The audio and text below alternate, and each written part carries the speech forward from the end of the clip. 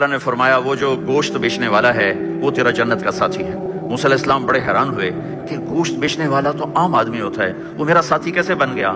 تو اس کو دیکھنے کے لیے بازار گئے تو ایک آدمی عام سا بیٹھا ہوا ہے، اپنا گوشت کاٹ رہا ہے، بیچ رہا ہے، دے رہا ہے۔ موسیٰ علیہ السلام اس کو دیکھتے رہے۔ جب وہ فارغ ہو گیا تو اس نے گوشت کا ٹکڑا تھیلے میں ڈالا، کندھے پہ لٹکا کے چل پڑا۔ موسیٰ علیہ السلام بھی ساتھ ہو گئے۔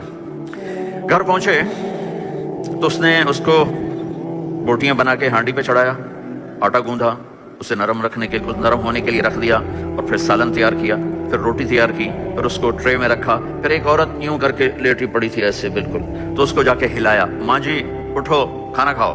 تو اس کو ایک ہاتھ کا سہارا دیا، دوسرے ہاتھ سے اس کو ایسے روٹی کھلائی۔ جب اس نے یوں کیا یعنی میری بس، تو اس نے اس کا منہ صاف کیا، اور اس کو جب لٹانے لگا تو وہ کچھ بولی، موسیٰ علیہ السلام تک آواز نہیں پہنچی۔ جب وہ فارغ ہو گیا تو موسیٰ علیہ السلام نے پوچھا یہ کون ہے؟ کہا جی میری ماں ہے، میں صبح اس کی خدمت کر کے جاتا ہوں، پھر شام کو آتا ہوں، اس کی خدمت کرتا ہوں، اس کے بعد میں اپنے باقی کام دیکھتا ہوں۔